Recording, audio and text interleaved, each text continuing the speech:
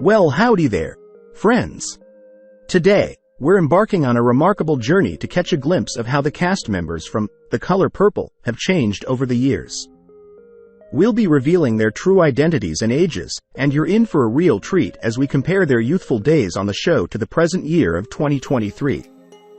So, don't forget to like and subscribe to the channel. Y'all ready for this ride? Let's get this journey rolling. Number 1. Whoopi Goldberg as Celie Johnson.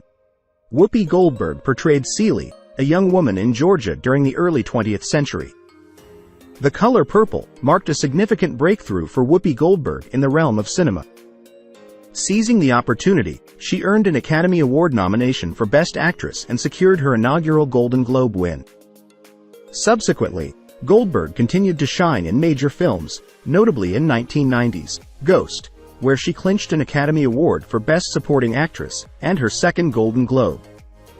The year 1992 brought further commercial success with Sister Act, leading to her third Golden Globe nomination. She also headlined its 1993 sequel. In the late 90s, Goldberg graced hits like How Stella Got Her Groove Back and Girl Interrupted. Beyond film, she achieved the prestigious EGOT status, bagging 2 Daytime Emmys for the special Beyond Terra, The Extraordinary Life of Hattie McDaniel, and her hosting duties on The View, a Grammy for Best Comedy Album in 1986, and a Tony Award for Best Musical for Thoroughly Modern Millie in 2002. On the personal front, Goldberg has been married 3 times to Alvin Martin, cinematographer David Clawson, and union organizer Lyle Trachtenberg, expressing her reluctance to marry again.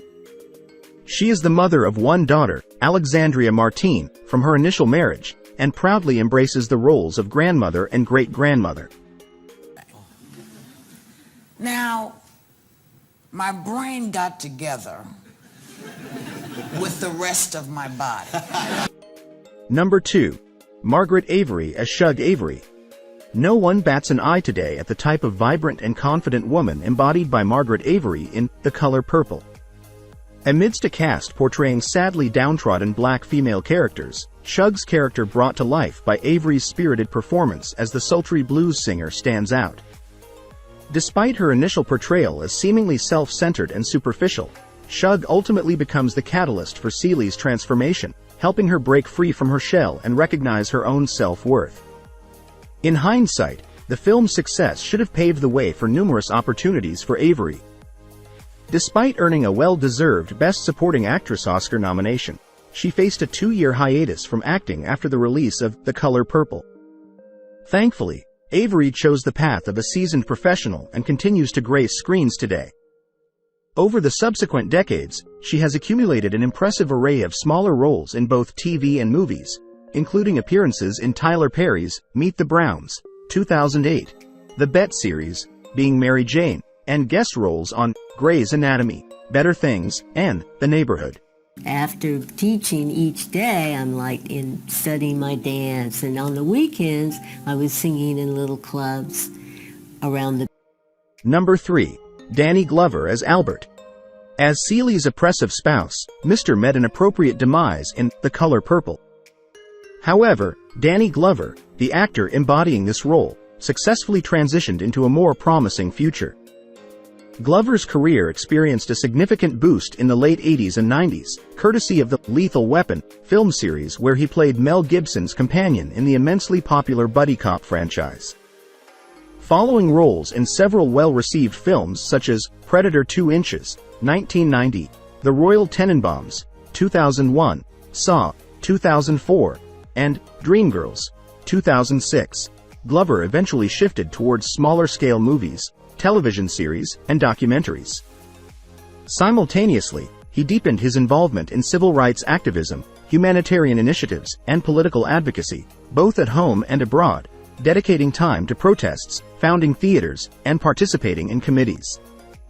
In recognition of his commendable endeavors, the actor was honored with the John Hole Humanitarian Award by the Academy of Motion for his artistic and charitable contributions over the years. While maintaining his commitment to more serious pursuits, Glover also found time to showcase his versatility in the exceptional surreal comedy, Sorry to Bother You, 2018, and the poignant drama, The Last Black Man in San Francisco, 2019. precious time out on a protest line. But there's a platform. There's a platform that I have, you know, as an artist and a citizen. Number 4. Dana Ivey as Miss Millie. When Sophia lands in jail after a confrontation with the mayor, she ends up serving as a maid to Miss Millie, the mayor's wife. A striking moment unfolds between Sophia and Miss Millie when the latter drives Sophia to visit her family, only to retract her goodwill after a distressing misunderstanding, assuming that men of color offering help with her car troubles are threatening her. Dana Ivey assumed the role of Miss Millie in The Color Purple, marking Ivey's second appearance in a theatrical film. Her first, titled Explorers, debuted the same year. Ivey's filmography extends beyond The Color Purple, with roles in several other films like Home Alone 2, Lost in New York, Legally Blonde 2, Red, White, and Blonde, Dirty Rotten Scoundrels, The Addams Family, and her most recent feature film, Ocean's 8.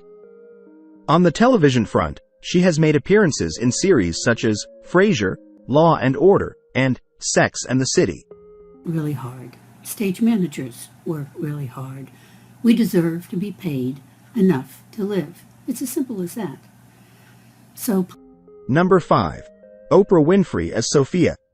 When The Color Purple made its debut in 1985, Oprah Winfrey stood at the brink of transforming from a regional force to a national sensation.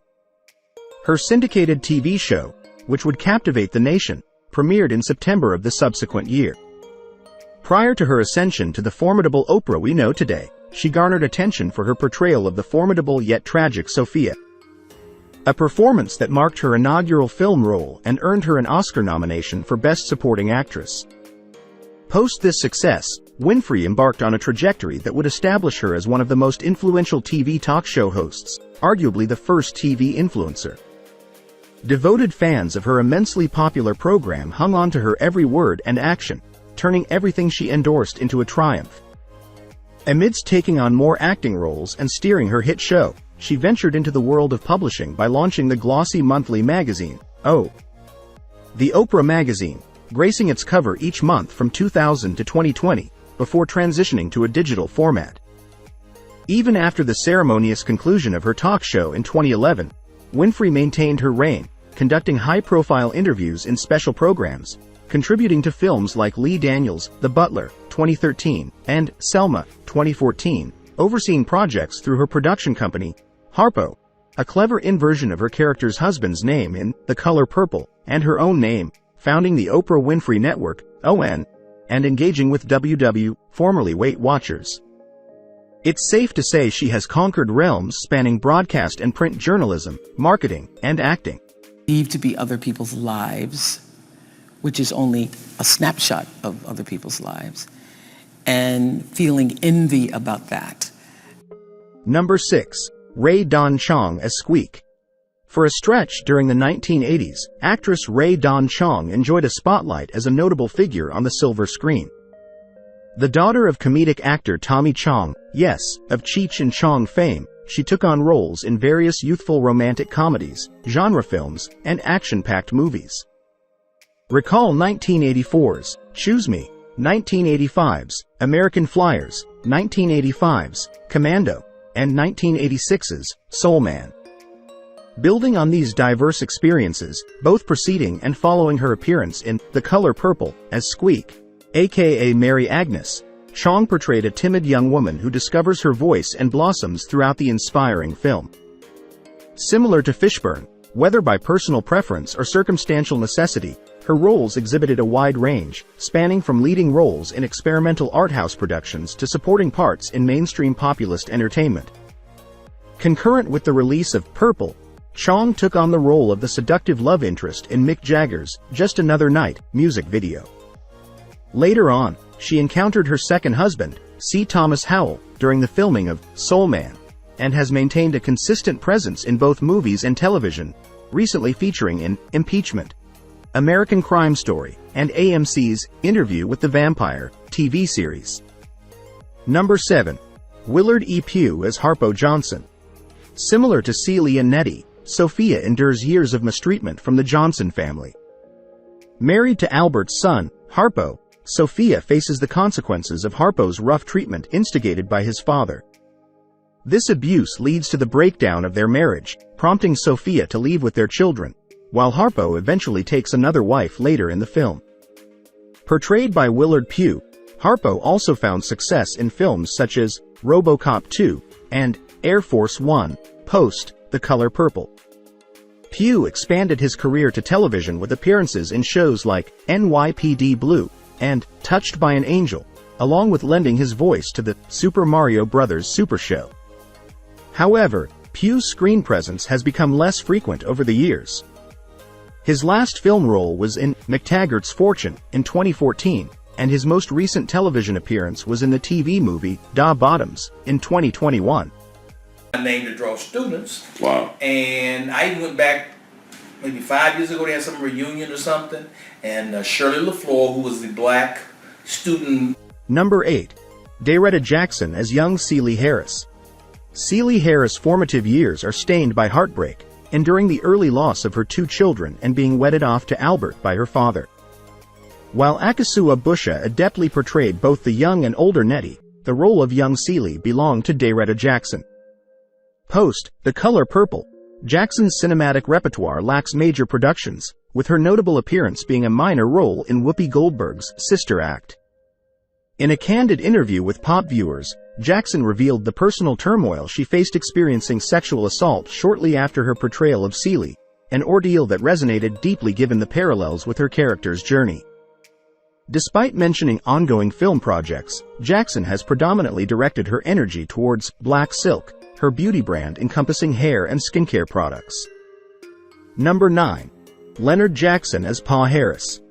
Leonard Jackson portrayed Papa Harris, the abusive father of Celie and Nettie. Afterward, as Leonard Jackson, he made a return to Broadway 2 years later. Initially, he starred in the premiere of Conor Cruz O'Brien's Murderous Angels, followed by a Broadway revival of Kurt Weill's musical, Lost in the Stars, at the Imperial Theater. A dozen years down the line, Jackson graced Broadway once more with the premiere of Ma Rainey's Black Bottom, a production that ran for 276 performances and earned the title of Best Play by the New York Drama Critics Circle. In 1991, Jackson was part of the cast for the Broadway premiere of Mulebone, an unfinished play co-authored by Langston Hughes and Zora Neale Hurston. This production, staged for the first time 60 years after its creation, received mixed reviews, with Leonard Jackson's performance noted as a seasoned highlight in contrast to some less experienced actors. On the television front, he had recurring roles in various PBS children's series, including Sesame Street as Mr. Hanford, Shining Time Station as first-class engineer Henry Harry Cooper, and Square One TV MathNet. He also made appearances in episodes of dramas such as Law and Order, Homicide, Life on the Street, and Spencer, for Hire, as well as comedies like Amen, The Cosby Show, and The Jeffersons.